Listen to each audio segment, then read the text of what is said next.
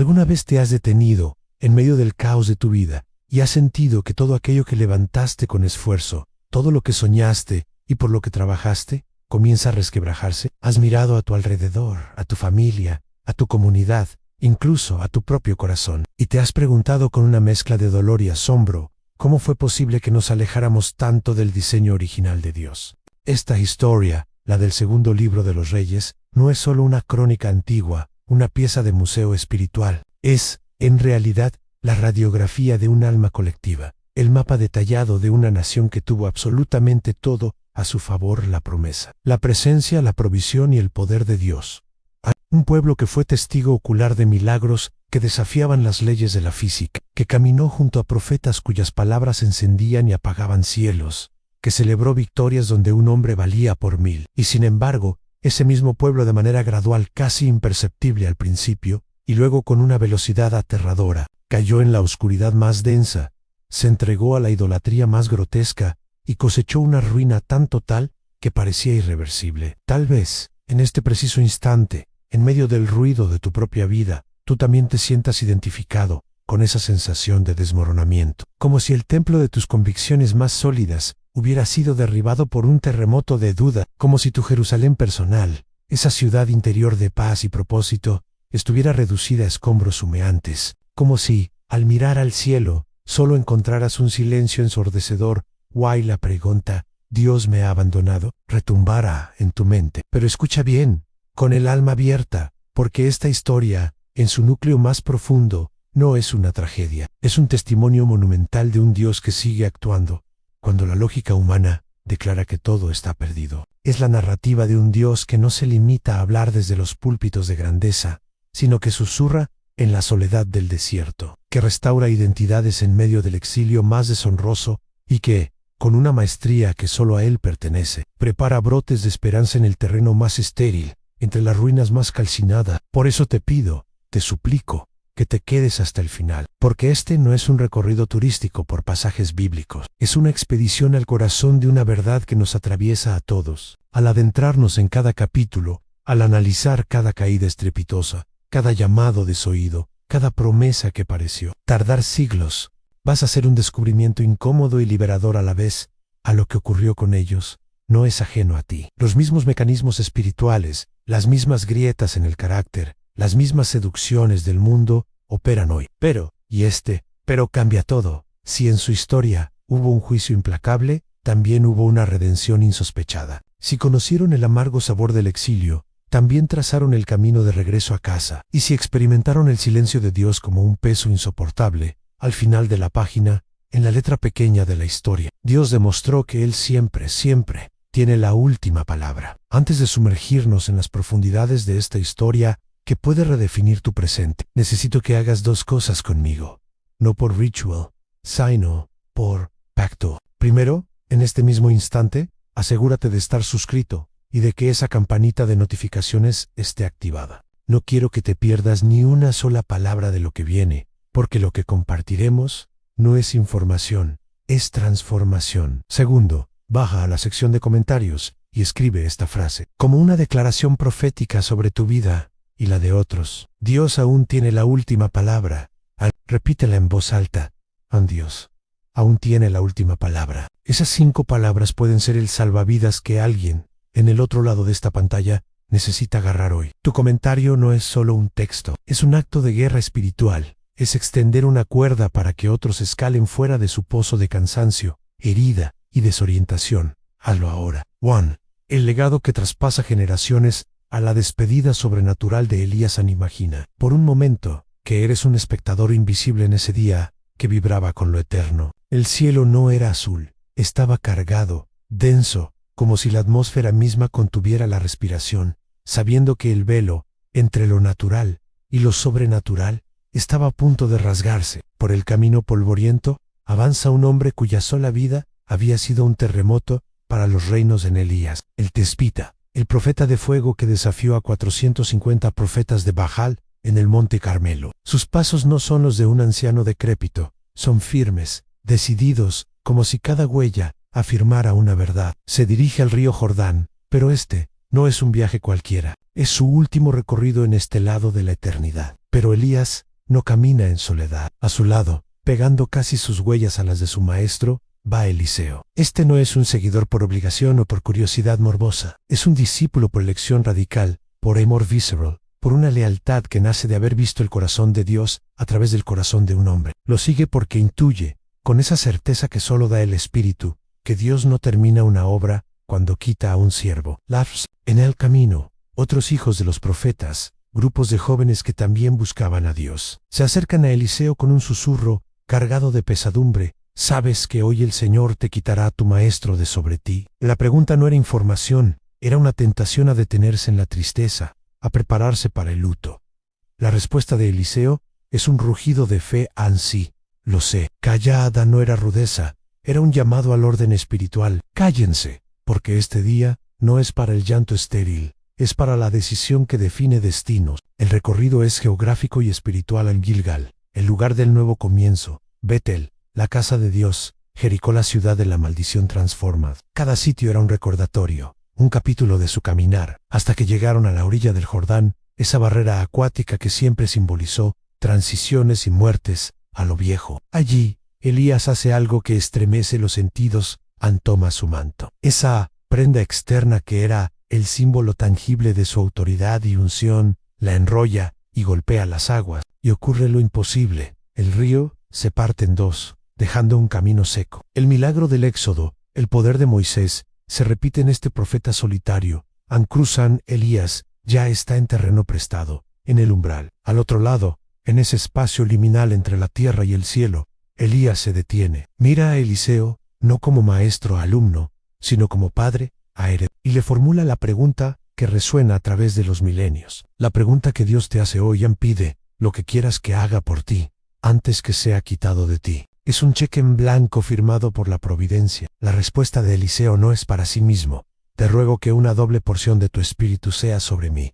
No pide riquezas, ni longevidad, ni la caída de sus enemigos. Pide más de Dios. Pide la capacidad de hacer el doble, de impactar el doble, de amar el doble. Es la ambición más santa, querer todo de Dios para dar todo a los demás. Elías, con la sabiduría de quien conoce los principios del reino, responde en cosa difícil. Has pedido, con todo, si me vieres cuando fuere quitado de ti, te será hecho así. Mas si no, la condición no era un capricho. Verlo significaba tener la visión espiritual para percibir la transferencia, para reconocer el momento de la unción, para no distraerse con lo visible. Y entonces, mientras aún hablaban, el cielo se rasgó. No fue un rayo sutil, fue una irrupción violenta de lo celestial en lo terrenal. Un carro de fuego, con caballos de fuego, se interpuso entre ellos. No quemó la hierba, no asustó a los animales. Era un vehículo de otra dimensión. Tomó a Elías, y en un torbellino que desafió la gravedad y la razón, lo alzó hacia los cielos. Eliseo, con el corazón destrozado por la separación, pero exaltado por la visión, gritó: Padre mío, carro de Israel y su gente de a caballo. Era un reconocimiento: tú eras nuestra verdadera defensa, no los ejércitos. Y Elías se fue. Solo quedó, flotando suavemente hacia el suelo, el manto. Eliseo lo recogió. No era un trofeo, era una carga. Ira, un testigo, con el corazón latiendo a mil, regresó al Jordán. Se paró ante las aguas que ahora eran una barrera para él solo, y clamó con una voz que venía del abismo de su fe: ¿Dónde está el Señor, el Dios de Elías? No preguntaba por ubicación, declaraba una herencia, y al golpear las aguas, el río volvió a abrirse. El legado no había muerto, había sido transferido. El Dios de Elías era ahora, de manera poderosa y personal, el Dios de Eliseo. Tú, la herencia activada en Eliseo, camina en la autoridad recibida. El torbellino se había disipado, el polvo del milagro empezaba a sentarse, pero el aire no estaba vacío, estaba saturado de propósito. En las manos de Eliseo, el manto de Elías ya no era la prenda de otro hombre, era el título de propiedad de una unción, el documento que acreditaba a una sucesión espiritual. Eliseo no lo sostuvo con nostalgia, sino con la firmeza de quien sabe que debe activar lo que ha recibido. Su primer acto de fe no fue un discurso, fue un golpe contra el río Jordán. Al partir las aguas por segunda vez ese día, no estaba repitiendo un truco, estaba firmando su nombramiento con la tinta de la obediencia. Al otro lado, los hijos de los profetas, que habían sido testigos distantes, vieron la escena. La confirmación no vino por un ángel, vino por la evidencia. el espíritu de Elías reposa sobre Eliseo. Se acercaron y se postraron ante él. No era adoración al hombre, era reconocimiento a la autoridad de Dios sobre el hombre. Eliseo no había ascendido por votos humanos, había sido elevado por decreto celestial. Pero la unción no es para la admiración en la orilla del río, es para el servicio en la ciudad contaminada. La primera parada fue Jericó. La ciudad tenía buena tierra, pero sus aguas eran mortíferas, causaban esterilidad en la tierra y enfermedad en la gente. Es una imagen poderosa. Puedes tener un territorio prometedor, un matrimonio, un negocio, un ministerio, pero si la fuente, el manantial interno está envenenado, todo lo demás se marchita. Los hombres de la ciudad le plantearon el problema a Eliseo. Él no oró una larga oración. Con una acción simbólica y una palabra profética, sanó las aguas, tomó un plato nuevo con sal, la sal como elemento de preservación y pacto, y la echó en el manantial. Declaró: así dice el Señor, yo sané estas aguas. La sanación fue instantánea y permanente. La primera tarea del nuevo ungido fue sanar la fuente de vida de una comunidad. Sin embargo, la autoridad espiritual siempre será desafiada. Al subir a Betel, un grupo de jóvenes insolentes salió de la ciudad. Su burla, sube, calvo, era más que una ofensa infantil. En la cultura de la época, la calvicie podía asociarse con enfermedad o impureza. Se estaban burlando no solo de su apariencia, sino de su unción, de su llamado. Era un desprecio a la presencia de Dios. En él el Eliseo se volvió y los miró. No fue una mirada de enojo humano, fue la mirada de un juez que ve la soberbia espiritual detrás de la burla juvenil. Pronunció una maldición en el nombre del Señor, y 2 osas salieron del bosque. El juicio fue severo, y sirvió como una señal a la nación a la irreverencia. Hacia los instrumentos de Dios tiene consecuencias. La unción debe ser respetada. Esto marcó el tono de un ministerio que sería diverso y poderoso. Eliseo no sería un profeta de salón, sería un hombre del pueblo, un taumaturgo, cuyos milagros cubrirían todo el espectro de la necesidad humana: provisión para viudas, resurrección de muertos, sanidad de enfermedades, multiplicación de alimentos e incluso la recuperación de lo perdido, el hierro que flota. Cada milagro era un sermón sin palabras que proclamaba: el Dios de Elías está aquí. Él ve, Él se compadece, Él actúa. 3. La decadencia de los tronos. Cuando los líderes olvidan a Dios con la partida de Elías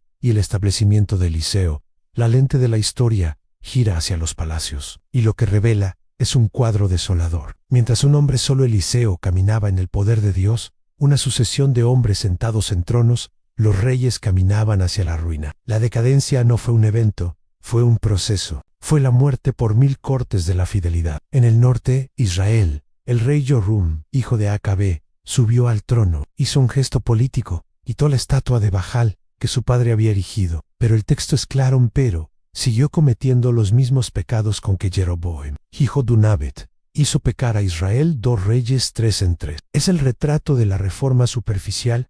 Quitas el ídolo visible, pero conservas el corazón idólatra. Puedes cambiar la decoración del palacio y seguir siendo el mismo tirano por dentro. La corrupción espiritual de Joram no se quedó en lo privado. Contaminó sus alianzas, sus decisiones de gobierno y llevó al reino a guerras innecesarias. En el sur, Judá, la situación fue igual de sombría. Tras el buen reinado de Josafat, su hijo Joram, también llamado Joram, tomó el poder. Su primer acto fue asesinar a sus propios hermanos para eliminar rivales. Luego, se casó con Atalía, hija de Acab, y Jezabel. Así, la maldad de la casa de Acab, como un virus espiritual, se inoculó en el linaje davídico de Judá. Una decisión matrimonial equivocada puede abrir la puerta a generaciones de desviación. Dios no fue pasivo. Su misericordia se manifestó en la paciencia y las advertencias. Eliseo se convirtió en la conciencia incómoda de la nación, el profeta solitario que hablaba cuando nadie quería oír. Un episodio lo encapsula en los reyes de Israel. Judá y Edom se aliaron para guerrear contra Moab. En el desierto, se quedaron sin agua. En su desesperación, acudieron a Eliseo. Él despreciaba al rey de Israel. ¿Qué tengo yo que ver contigo? Pero por respeto al piadoso rey de Judá, Josafat, consultó a Dios. La palabra vino en cavar zanjas en el valle seco. Al día siguiente, sin lluvia a la vista, el valle se llenó de agua. Fue un milagro de provisión para ejércitos que no lo merecían. Dios bendice a veces no por la justicia de los líderes, sino por la intercesión de los justos y por su propia misericordia. Pero el milagro no cambió los corazones. Los reyes bebieron el agua, ganaron la batalla y volvieron a sus palacios con la misma dureza de corazón. Este es un ciclo trágico que se repite hoy en gente que usa a Dios en la crisis y lo abandona en la comodidad. La decadencia espiritual de los líderes es el cáncer más peligroso para una nación, porque desde la cabeza la enfermedad se esparce a todo el cuerpo. 4. Jehuán, el brazo del juicio divino y los límites del celo. Sin amor, la paciencia de Dios tiene un límite. La sangre de los profetas asesinados por Jezabel, el clamor de Nabut, despojado de su viña, la idolatría institucionalizada, todo llegó a un punto de ebullición en el cielo. Y la justicia de Dios, a menudo lenta para nuestra percepción, se puso en movimiento de la manera más dramática. El instrumento sería Jehú, un comandante militar de carácter impetuoso, que conducía como un loco. Un joven profeta, siguiendo órdenes de Eliseo, lo ungió en secreto como rey sobre Israel. El mensaje era específico: han destruir por completo la casa de Ecab. Jehú no perdió tiempo. Con una furia que parecía divina, partió en su carro. Su primera víctima fue el rey Joram, a quien encontró en el campo de Jezreel, el mismo campo manchado con la sangre inocente de Nabut. La flecha de Jehú atravesó el corazón de Joram, y su cuerpo fue arrojado en esa parcela. La justicia divina a menudo se sirve en el mismo plato donde se sirvió la injusticia. Luego vino el momento más icónico en Jezabel. La reina madre, ya anciana pero aún arrogante, se asomó a una ventana, maquillada y con sus mejores galas, tratando de seducir o intimidar a Jehú con un sarcasmo: ¿vienes en paz, Zimri, asesino de tu señor? Zimri fue un traidor anterior. Jehú ni siquiera respondió a ella. Gritó a los eunucos: tírenla abajo, y la tiraron. Los caballos de Jehú pisaron su cuerpo. Horas después, cuando quisieron enterrarla, solo encontraron el cráneo, los pies y las palmas de las manos. Los perros, tal como Elías lo había profetizado, habían hecho el resto. La palabra de Dios, aunque tarde, nunca cae a tierra. Jehú no se detuvo. Con una astucia brutal, reunió a todos los sacerdotes y adoradores de Baal,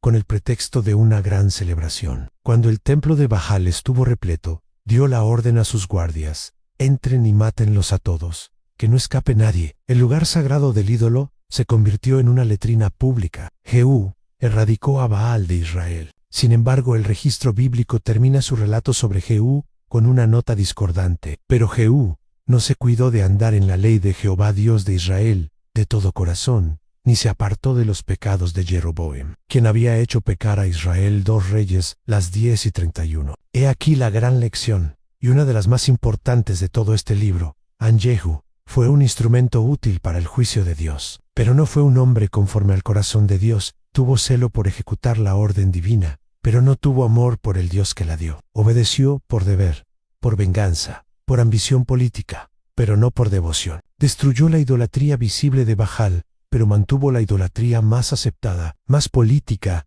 más tradicional en los becerros de oro de Jeroboam. Es posible, entonces, hacer grandes cosas para Dios, limpiar la casa, confrontar el mal, y aún así tener un corazón lejos de él. Puede ser utilizado por Dios sin ser amigo de Dios. La obediencia externa, sin la intimidad interna, produce siervos eficaces pero vacíos, instrumentos de juicio que nunca conocerán la alegría de la filiación. 5. La gran fisura en 2 reinos, 2 destinos, una misma traición en la historia, ahora se ensancha para mostrarnos no solo a hombres individuales, sino a naciones completas, caminando hacia su perdición. La división entre Israel el norte y Judá el sur no era una simple línea en un mapa político, era la grieta en el corazón del pueblo de Dios, una herida autoinfligida que sangraría por siglos. Era la materialización de una elección. Preferimos la conveniencia de un reino hecho a nuestra medida, o la complejidad y bendición de un reino sometido a la medida de Dios. Israel, el reino del norte, se convirtió en el caso de estudio de la apostasía institucionalizada. Desde su primer rey, Jeroboam, hasta el último, ningún monarca hizo lo recto ante los ojos de Jehová. Fue una dinastía de pecado fundacional. Jeroboam, por miedo a perder su trono, 1 Reyes las 12 y 26-27, estableció una religión de estado en becerros de oro, en Bitol y Dan, sacerdotes no levitas, fiestas en meses inventados. Su lógica era pragmática y profundamente diabólica en sí. Y el pueblo va a adorar, que lo hagan aquí, bajo mi control. sustituyó la adoración en espíritu y en verdad por un ritual cómodo y político. Y cada rey que le sucedió anduvo en el camino de Jeroboam. Se convirtió en el pecado patrón, el pecado con el que hizo pecar a Israel. Es el peligro de la tradición no examinada. Un error fundacional se convierte en la norma para generaciones. El resultado fue una espiral descendente. La injusticia social se normalizó. Amós denunciaría a los que venden al justo por dinero y al pobre por un par de sandalias. La corrupción se enraizó en los tribunales. Los profetas verdaderos fueron silenciados o perseguidos, y la protección divina se retiró, dejando al reino expuesto a sus enemigos. Vemos a reyes como Joacás, cuyo ejército fue reducido a 50 jinetes, 10 carros y 10,000 soldados de infantería, 2 reyes 13 en 7, por la opresión siria. La decadencia espiritual siempre precede y produce la decadencia nacional. Un pueblo que pierde su brújula moral, pierde también su fuerza, su cohesión y finalmente su libertad. Judá, el reino del sur, tuvo una historia más compleja, una montaña rusa espiritual. Tenía ventajas enormes la ciudad de Jerusalén, el templo de Salomón, el linaje davídico, la promesa mesiánica.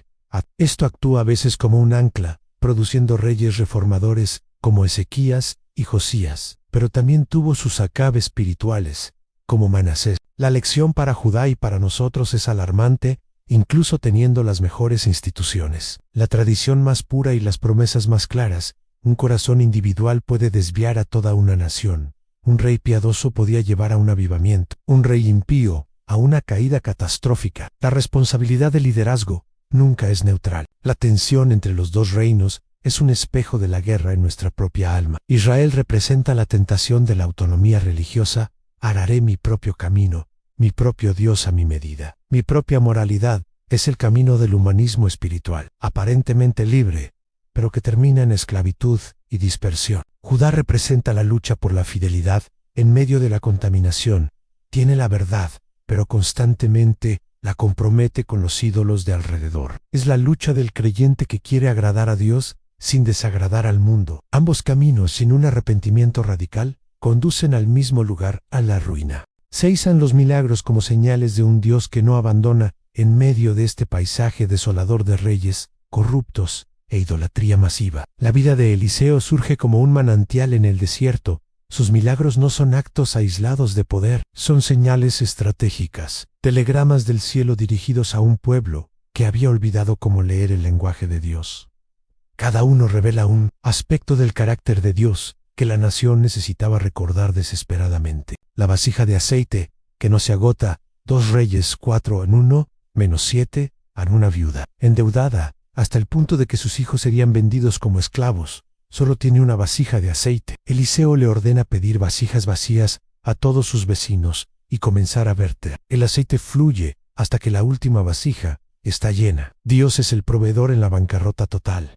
El milagro no vino del aire, vino a través de lo único que ella tenía y de su obediencia al pedir los recipientes. La provisión de Dios llena nuestra fe, las vasijas vacías, hasta el nivel de nuestra expectativa y obediencia. La resurrección del hijo de la tsunamita, 2 Reyes 4 a 8, -37. Una mujer estéril es bendecida con un hijo por la palabra de Eliseo. El niño muere años después. Ella, en un dolor que no busca consuelo humano, corre hacia el hombre de Dios. En su grito es desgarrador. ¿Pedí yo un hijo a mi Señor? ¿No te dije que no me engañaras? Eliseo ora. Se tiende sobre el cuerpo frío del niño, boca contra boca, ojos contra ojos, manos contra manos. El calor vuelve al cuerpo. El niño estornuda 7 veces y abre los ojos. Dios es el dador de vida en medio de la muerte. Este milagro prefigura el poder resucitador de Cristo y afirma que para Dios no hay situación tan final que Él no pueda revertirla. La olla de muerte y la harina, 2 Reyes las 4 y 38 -41, en tiempo de hambre, un discípulo recoge calabazas silvestres, venenosas para el guiso. Al comer, gritan, «Hombre de Dios, hay muerte en la olla». Eliseo pide harina, la echa, y el alimento queda purificado. Dios es el sanador de lo contaminado. No se deshace del guiso. Sana el veneno dentro de él. Él es un cuadro de la gracia que no descarta al pecador, sino que sana la raíz del pecado. La multiplicación de los panes,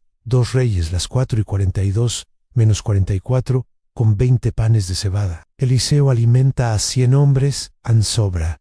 Es un eco del maná en el desierto y un preludio del milagro de Jesús con los 5 panes. Dios es el multiplicador de lo insignificante. En sus manos, lo poco ofrendado con fe es más que suficiente. El hierro que flota, 2 Reyes 6:1-7, un hacha prestada, cae al río Jordán. Eliseo corta un palo, lo utera al agua, y el hierro flota.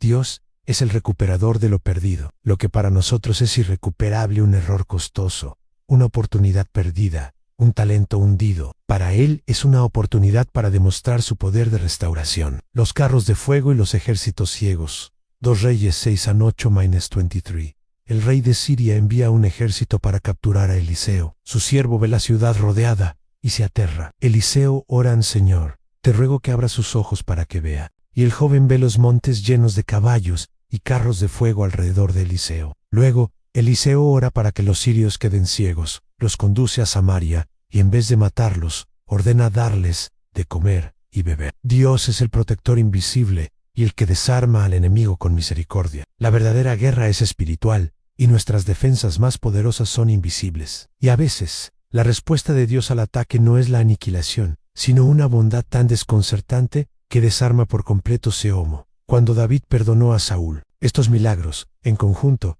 pintan un retrato de un Dios íntimamente involucrado. No es un Dios distante que solo juzga reyes, es un Dios que se preocupa por viudas, deudas, hijos muertos, hambre, herramientas perdidas y siervos asustados. El ministerio de Eliseo es un mensaje claro, aunque sus líderes los hayan abandonado. Yo, el Señor, no los he abandonado. Yo veo su dolor y tengo poder para intervenir en 7. El asedio externo, cuando los enemigos avanzan por puertas abiertas por el pecado. Las invasiones extranjeras que sufrieron Israel y Judá no fueron casualidades geopolíticas, fueron la materialización en el plano físico de una realidad espiritual. La Biblia es explícita: Dios levantó o permitió a enemigos como Siria, Asiria y finalmente Babilonia, como vara de mi furor, Isaías 10:5. El pecado interno, como una enfermedad autoinmune, debilitó las defensas de la nación y abrió las puertas de la ciudad a los ejércitos enemigos. El ciclo era predecible: infidelidad nacional en el pueblo, y sus reyes se apartaban de la alianza con Dios, cayendo en idolatría e injusticia. Advertencia profética: Dios enviaba profetas: Elías, Eliseo, Amós, Oseas, Isaías, Miqueas, para llamar al arrepentimiento, endurecimiento y rechazo a los líderes, y gran parte del pueblo rechazaban la palabra, perseguían a los profetas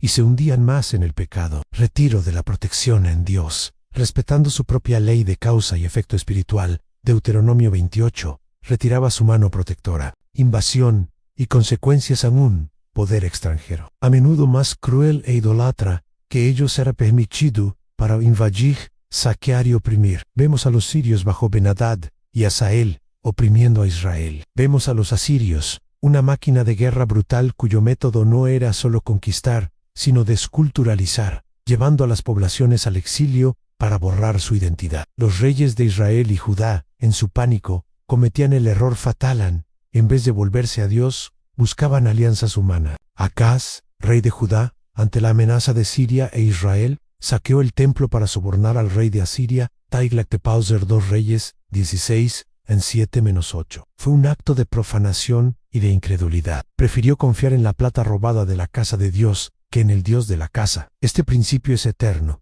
Cuando dejamos de confiar en Dios como nuestro muro de defensa, nos volvemos vulnerables a toda clase de asedios, financieros, emocionales, familiares, de salud.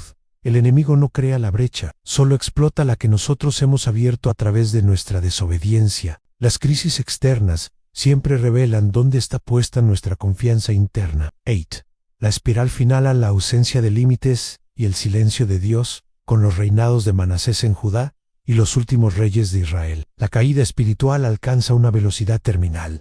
Ya no es solo decadencia, es una carrera hacia el abismo. Manasés, hijo del piadoso Ezequías, es el caso más extremo. Su reinado de 55 años fue una campaña sistemática para deshacer toda reforma y hundir a la nación en una oscuridad sin precedente. Sus acciones son un catálogo de horror. Reconstruyó los altares paganos que su padre había destruido. Erigió altares a Baal e hizo una imagen de la diosa Asera, la diosa madre cananea. Adoró a todo el ejército de los cielos, astrología, adoración de los astros. Practicó hechicería, adivinación y consultó a nigromantes y espiritistas. Llegó al colmo de la abominación, hizo pasar a su propio hijo por el fuego sacrificio humano, al dios Molo. Se puso una imagen tallada de Asará dentro del propio templo de Jerusalén, profanando el lugar santísimo. Derramó inocente sangre en tanta cantidad que llenó a Jerusalén de un extremo. Otro en la valoración bíblica es estremecedora,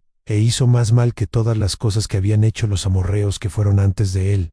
2 Reyes, las 9 y 11 de la noche. Judá llegó a ser peor que las naciones paganas que Dios había expulsado de la tierra. Este es el punto de no retorno de una cultura cuando el pueblo del pacto se vuelve más perverso que los que no conocen el pacto. Dios habló claro y fuerte a través de los profetas: he aquí, yo traigo tal mal sobre Jerusalén y sobre Judá, que al que lo oyere le retiñirán ambos oídos. 2 Reyes, las 9 y 12 de la noche. Pero el corazón de Manasés y del pueblo estaba encallecido. Zacarías, las 7 y 12.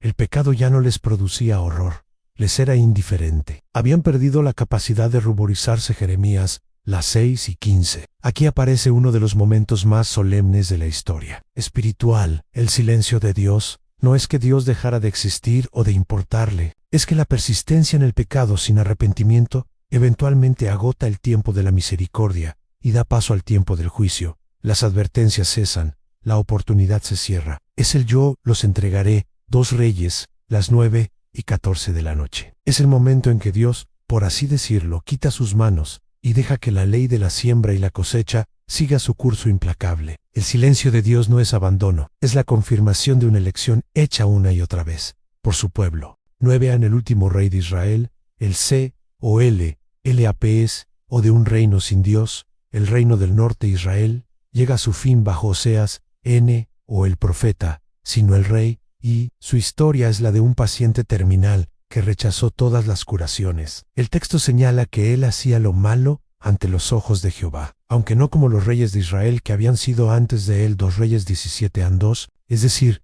no fue el peor de todos, pero ya era demasiado tarde.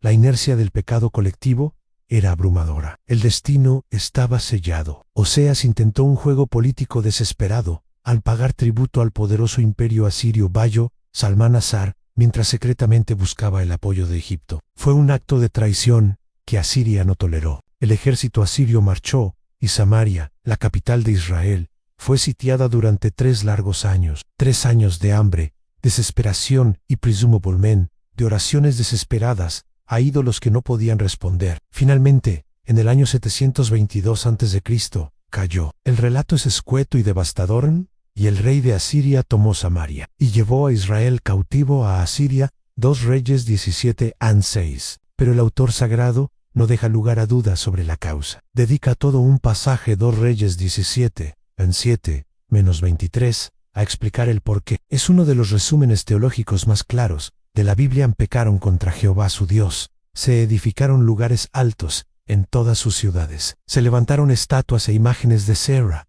Se quemaron incienso en todos los lugares altos. Sirvieron a los ídolos. Anduvieron en los estatutos de las naciones que Jehová había echado de delante de ellos. Se fueron tras vanidades y se hicieron vanos. Dejaron todos los mandamientos de Jehová. Persiguieron a los profetas que les advirtieron. El resultado fue la dispersión. Las 10 tribus del norte fueron deportadas a Asiria y mezcladas con otros pueblos. Perdieron su identidad étnica y religiosa. Se convirtieron en las tribus perdidas. Este es el fruto último de la idolatría, la pérdida de identidad. Cuando dejas de adorar al Dios que te define, terminas siendo definido por las fuerzas y culturas que te rodean, hasta desaparecer. El reino del norte dejó de existir. Nunca se restauró. Su fin es una advertencia monumental, escrita con letras de fuego. Un pueblo, una iglesia, una vida que abandona sistemáticamente a Dios, está cavando su propia tumba espiritual e histórica. 10 en Ezequías, un haz de luz en la oscuridad. Más densa justo cuando la narrativa parecía encaminarse irreversiblemente hacia un final trágico,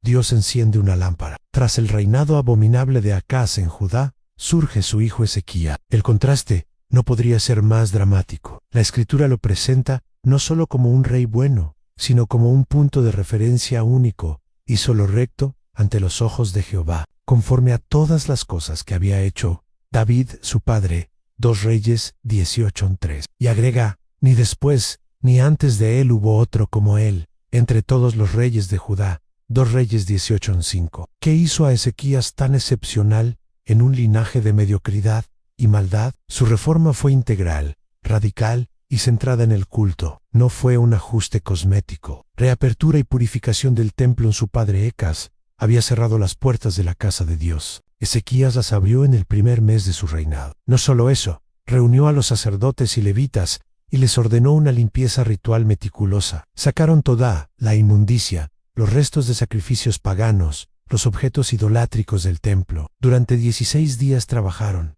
hasta purificar no solo el templo, sino también el atrio. Fue un acto simbólico poderoso. La restauración comienza siempre por la casa de Dios, por devolverle a Él el lugar central. Restauración de la adoración legítima.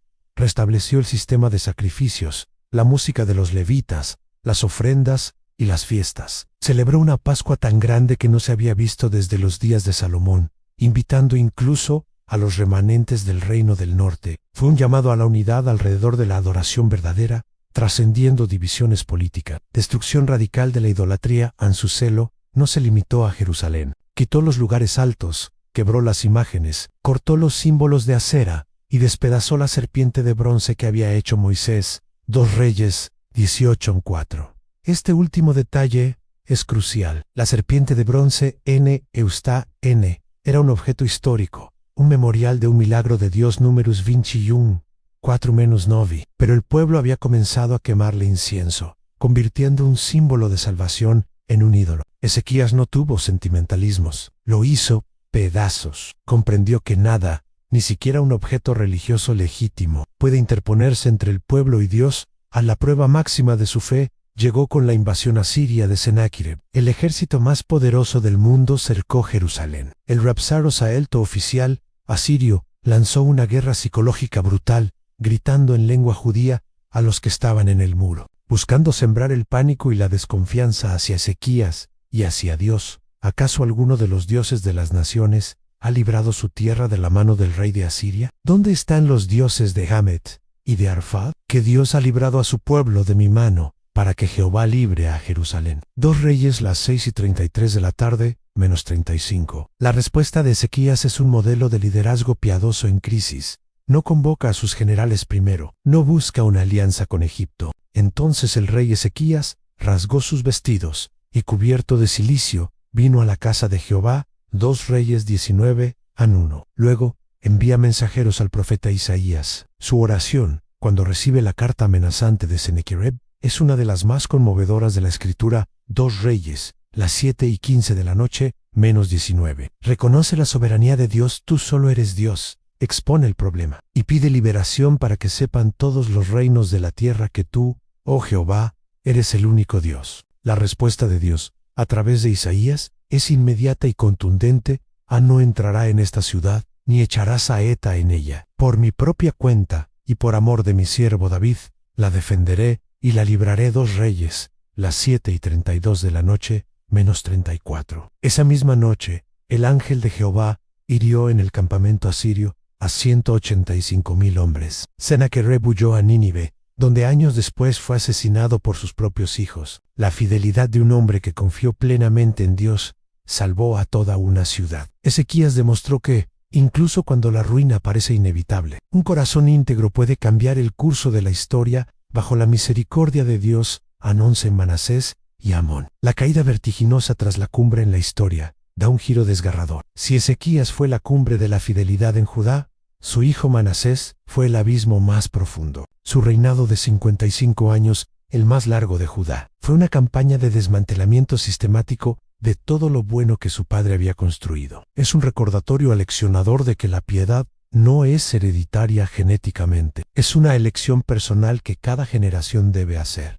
Manasés no fue un rey tibio. Fue un reconstructor activo del mal. Reedificó los lugares altos. Levantó altares a Baal e hizo una imagen de acera. Se postró ante todo el ejército de los cielos eulto astral. Practicó la adivinación, la hechicería y consultó a nigromantes. Llevó la idolatría al lugar más sagrado edificó altares paganos en los dos atrios de la casa de Jehová. Cometió la abominación suprema, hizo pasar a su hijo por el fuego, ofreciéndolo en sacrificio a Moloc. Derramó también mucha sangre inocente, hasta llenar a Jerusalén de extremo a extremo 2 reyes, las 9:16 de la noche. La valoración divina es estremecedora a Manasés, los indujo a hacer más mal que las naciones que Jehová destruyó delante de los hijos de Israel. 2 Reyes 21:9. Judá, el pueblo del pacto, superó en maldad a los cananeos. Dios habló con claridad a través de sus profetas, anunciando un juicio tan grande que haría retiñir los oídos a cualquiera que lo oiga. 2 Reyes, las 9:12 de la noche. Y el juicio llegó. El rey de Asiria, probablemente Sarhadán o Asurbanipal, tomó a Manasés con garfios saenezuelos en la nariz, una humillación brutal para un reyún. Lo aprisionó con cadenas de bronce y lo llevó cautivo a Babilonia. Y aquí sucede lo inesperado, lo que revela la profundidad insondable de la misericordia de Dios en su aflicción extrema. Manasés oró ante Jehová su Dios y se humilló grandemente, y le rogó. 2 Crónicas 3 las 3:12-13. Dios lo escuchó, perdonó a este rey malvado, arrepentido, y lo restauró a su trono en Jerusalén. De vuelta, Manasés intentó enmendar parte del daño que quitó los ídolos, restauró el altar de Jehová e instó al pueblo a servir a Dios. Es la historia de gracia más asombrosa del libro Han, ni el pecado más profundo y prolongado. Está más allá del alcance del arrepentimiento genuino y la misericordia de Dios. Sin embargo, el daño colectivo estaba hecho. Las semillas de maldad que sembró durante 55 años habían echado raíces profundas en el suelo de la nación. Su hijo Amón, que lo sucedió, desechó el tardío arrepentimiento de su padre y anduvo en el camino en que anduvo su padre, Manasés, y sirvió a los ídolos, a los cuales había servido su padre. 2 Reyes, las 9:21 de la noche. Pero lo hizo sin arrepentimiento. Reinó solo 2 años antes de ser asesinado por sus siervos en un complot palaciego. La lección es clara. La gracia que rescata al pecador arrepentido Manasés no anula las consecuencias sociales y generacionales del pecado prolongado. Una generación puede ser perdonada, pero la siguiente puede elegir seguir el patrón de maldad inicial, cosechando sus frutos amargos. 12. Josías, el último llamado. El arrepentimiento que retrasa el juicio. En medio de esta oscuridad, Dios enciende una última llama, la más pura y trágica de todas. Josías, con solo 8 años, es coronado rey. A los 16, cuando aún era muchacho, comenzó a buscar al Dios de David su padre. 2 Crónicas 34:3. A los 20, inició una purificación radical de Judá y Jerusalén, derribando altares, imágenes y símbolos paganos, con un celo que superó incluso a Ezequías. Pero el evento central de su reinado ocurrió a los 26 años, mientras renovaba el templo. El sumo sacerdote Hilcías encontró el libro de la ley, probablemente el Deuteronomio o el Pentateuco completo, en la casa de Jehová. El libro se había perdido. La palabra de Dios, el fundamento del pacto, estaba olvidada, cubierta de polvo. En la misma casa dedicada a él, Anés, es la imagen perfecta de una religión que mantiene los rituales, pero ha perdido su alma, su constitución. Cuando Safán el escriba leyó el libro ante Josías, el rey rasgó sus vestidos. 2 Reyes, las 10:11 de la noche. Comprendió de inmediato la magnitud de la desobediencia acumulada y la sentencia que pesaba sobre la nación, según las maldiciones del pacto, Deuteronomio 28. Su reacción no fue de excusa, sino de un quebrantamiento auténtico. Consultó a la profetisa Hulda, quien confirmó el juicio inminente, pero también le dio una palabra personal de gracia. Por cuanto tu corazón se enterneció y te humillaste delante de Jehová y lloraste delante de mí, también yo te he oído. He aquí que yo te reuniré con tus padres, y no verán tus ojos todo el mal que yo traigo sobre este lugar. 2 Reyes, las 10:19 de la noche, menos 20. Josías no se conformó con un arrepentimiento privado. Convocó a todo el pueblo, desde el mayo ere hasta el más pequeño, y leyó, oyéndolo ellos, todas las palabras del libro del pacto. 2 Reyes 23:2. Luego, en un acto solemne, confirmó el pacto delante de Jehová, de andar en pos de Jehová y de guardar sus mandamientos. Y todo el pueblo confirmó el pacto. 2 Reyes 23:3. Celebró una Pascua, como no se había celebrado desde los días de los jueces. Josías fue, humanamente hablando, el rey ideal. Su corazón fue enternecido como el de ningún otro. Su reforma fue la más exhaustiva, pero no pudo cambiar el corazón de una nación cuyo destino colectivo ya estaba decidido por siglos de rebelión. La gente siguió al rey en el pacto, pero su obediencia fue más externa que un cambio de corazón arraigado. Dios, en su misericordia, retrasó el juicio durante la vida de Josías. Su fidelidad personal le granjeó paz en sus días. Es un principio solemne en la intercesión, y la justicia de los piadosos pueden ganar tiempo. Pueden crear un respiro de gracia, pero no pueden revocar indefinidamente las consecuencias de una apostasía nacional arraigada. Josías murió de forma prematura y absurda, desoyendo la palabra de Dios e interviniendo en una batalla que no era suya. En Megiddo, 2 Reyes, las 11:29 de la noche, -30, la luz más brillante se apagó, y las tinieblas se cerraron rápidamente. 13. La cuenta regresiva final a la irreversibilidad del juicio tras la muerte de Josías. El declive de Judá fue rápido y violento, como una piedra rodando cuesta abajo. Sus hijos y nietos personificaron la descomposición final. Joacás Saluem rey, no 3 meses, fue depuesto por el faraón Niqueo y llevado cautivo a Egipto. Su breve reinado fue malo. Joaquim Eliachi, nombrado rey títere por Egipto, reinó 11 años haciendo lo malo ante los ojos de Jehová. En su tiempo Nabucodonosor, rey de Babilonia, hizo su primera incursión. Judá se volvió vasalla de Babilonia. Joacim se rebeló después de 3 años, y Dios envió contra Judá tropas de caldíos, de sirios, de moabitas y de amonitas. 2 Reyes 24:2. Fue el comienzo del fin. Joaquín Jeconías, hijo de Joacim, reinó 3 meses y 10 días. Nabucodonosor volvió, sitió Jerusalén, y Joaquín se rindió. Fue la primera deportación. El rey, su familia, sus oficiales, los mejores guerreros y artesanos entre ellos, un joven llamado Daniel y los primeros tesoros del templo, fueron llevados a Babilonia. Tu Reyes 2, las 4:10, -16. El saqueo del templo comenzó. Sedequías Matanyao, tío de Joaquín, nombrado rey títere por Nabucodonosor, reinó 11 años, siendo malo, y no se humilló delante del profeta Jeremías, que le hablaba de parte de Jehová. 2 Crónicas 3, las 6:12. Fue desleal a Babilonia y lo que es peor, desleal a Dios. Rechazó obstinadamente las advertencias de Jeremías, rompió un juramento solemne hecho en el nombre de Dios, y buscó una alianza con Egipto. Fue el colmo de la insensatez y la dureza de corazón. Mientras Sedequías reinaba, el profeta Jeremías lloraba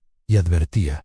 Ezequiel, ya en el exilio, profetizaba, pero el rey y el pueblo se mofaban de los mensajeros de Dios y menospreciaban sus palabras, burlándose de sus profetas. 2 Crónicas 3, las 6:16. El punto de no retorno había sido cruzado. La paciencia de Dios se había agotado. El reloj del juicio, que Josías había detenido temporalmente, reanudó su tic-tac, imparable. Nabucodonosor regresó por última vez. 14. La caída de Jerusalén, el día en que Dios abandonó su templo. El asedio final duró aproximadamente 18 meses. 2 Reyes 25:1, -3. La ciudad sufrió una hambruna tan terrible que se cumplió la espantosa maldición de Deuteronomio 2, las 8:53, -57, donde padres y madres comerían la carne de sus propios hijos. Los muros fueron finalmente brechados. Sedequías intentó huir de noche con sus soldados, pero fue capturado en los llanos de Jericó. Lo llevaron ante Nabucodonosor en Riblan. Allí,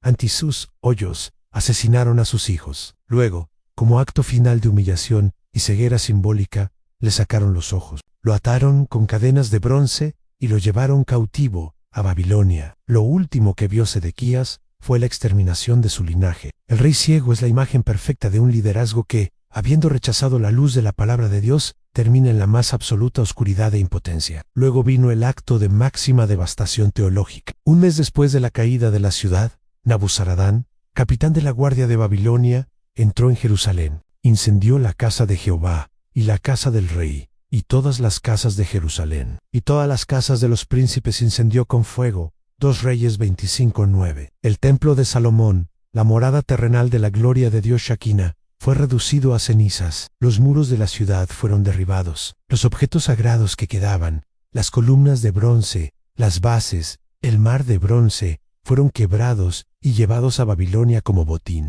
Los sacerdotes y oficiales principales fueron ejecutados. La mayor parte de la población que quedaba fue deportada. Solo algunos de los pobres del país fueron dejados para labrar las viñas y los campos. 2 Reyes 2, las 5 y 12. La tierra que fluía leche y miel quedó vacía, en reposo para cumplir los 70 años de desolación profetizados por Jeremías. 2 Crónicas 3, las 6 y 21. El silencio debió ser ensordecedor. El humo del templo quemado debió subir como un holocausto inverso, no de adoración, sino de juicio consumado. Dios había permitido que su propio nombre fuera profanado y su casa destruida, porque su pueblo había profanado algo más sagrado aún en su pacto. La gloria se había ido mucho antes. Ezequiel 10-11. Lo que ardía ahora era solo una cáscara vacía. El mensaje era claro: Dios prefiere un templo en ruinas lleno de su justicia que un templo esplendoroso lleno de iniquidad. 15 Esperanza en el exilio. La gracia que escribe un final abierto. El libro de 2 Reyes podría terminar ahí. En el versículo 21 del capítulo 25, con la frase lapidaria: Judá fue desterrada de su tierra, en un final trágico, justo y definitivo. Pero no termina así. El autor inspirado añade un epílogo pequeño, aparentemente insignificante, pero cargado de un simbolismo profético inmenso. 2 Reyes 2, las 5 y 27-30. 37 años después de la destrucción de Jerusalén, Evil-Merodach, Amon-Marduk, el nuevo rey de Babilonia, sacó a Joaquín, rey de Judá, de la cárcel. Le habló con benevolencia, le dio un asiento por encima de los otros reyes cautivos, le cambió sus vestidos de prisionero y comió siempre en la mesa del rey todos los días de su vida. Y se le dio una ración continua de parte del rey, cada cosa en su día por todos los días de su vida. ¿Por qué terminar con este detalle? Porque Joaquín Jeconías era el último rey legítimo de la línea de David antes del exilio. Su liberación y restauración a un lugar de honor, aunque aún en cautiverio, es un mensaje de Dios a su pueblo, destrozado. El pacto davídico no está anulado, aunque el trono está vacío y el cetro quebrado. El linaje de David no ha sido extinguido. Dios recuerda su pacto con David. 2 Samuel 7. Un descendiente de ese prisionero liberado, siglos después, sería un carpintero de Nazaret llamado Jesús, el Cristo, el Rey eterno. Dios aún reina en Babilonia, incluso en la tierra del enemigo. En el corazón del imperio pagano, Dios puede mover el corazón de un rey para mostrar bondad a su siervo. Su soberanía no conoce fronteras. Hay un lugar en la mesa en el pueblo en el exilio llorando junto a los ríos de Babilonia. Salmo 137. Podía mirar a su antiguo rey comiendo en la mesa del opresor y ver un símbolo. Dios aún prepara una mesa, aún extiende bondad, incluso en medio del juicio. Es un anticipo del banquete mesiánico. El exilio no es el final. El libro termina no con la palabra fin, sino con una provisión todos los días de su vida. Es un final abierto. La historia no ha concluido. En futuro, la última palabra no es destierro, sino vida y provisión continua. Tu historia en medio de sus ruinas. Esta no es solo la historia de Israel y Judá, es el espejo de tu alma y de nuestra condición. Todos hemos construido templos, relaciones, carreras, reputaciones, sueños, y hemos visto algunos derribarse por nuestra propia infidelidad, orgullo o elecciones necias. Todos hemos conocido algún exilio, temporadas de sequía espiritual, de distancia de la presencia sentida de Dios, de consecuencias amargas. El mensaje de 2 Reyes para nosotros hoy es dual, como las dos caras de una moneda divina, advertencia solemne en el pecado persistente, la idolatría sutil, poner cualquier cosa antes que Dios, la dureza de corazón ante su palabra y la justicia social descuidada tienen consecuencias reales, progresivas y potencialmente catastróficas. Dios no es un abuelo permisivo, es un Padre santo que disciplina a los que ama. Ignorar sus principios es cavar nuestra propia ruina. Invitación a la esperanza radical, pero, incluso en la ruina, Dios tiene la última palabra. Y esa palabra no es condenación para el que se arrepiente, sino gracia. El arrepentimiento de Manasés fue escuchado. La reforma de Josías fue premiada con paz. La liberación de Joaquín señaló un futuro. Tu exilio no es el final de tu historia. Dios puede tomar a un rey prisionero y sentarlo a la mesa. Puede tomar un corazón en ruinas y reconstruirlo. Puede tomar una vida desterrada y traerla de regreso a casa. La verdadera esperanza no estaba en el templo de piedra, sino en el pacto que el templo representaba. Y ese pacto encontró su cumplimiento definitivo, no en un rey judío, en un trono de oro, sino en el Hijo de David, Jesús, quien fue desterrado en la cruz, llevando nuestro juicio, y que resucitó para sentarnos a nosotros, antiguos prisioneros del pecado, en lugares de honor en su mesa, con una provisión de gracia, todos los días de nuestra vida. Tu Jerusalén puede estar en cenizas, pero el Dios de Ezequías, de Josías, y sobre todo, de Jesucristo, está listo para reconstruir. Él aún tiene la última palabra, y esa palabra sobre ti es hay un lugar en mi mesa, para ti en siempre.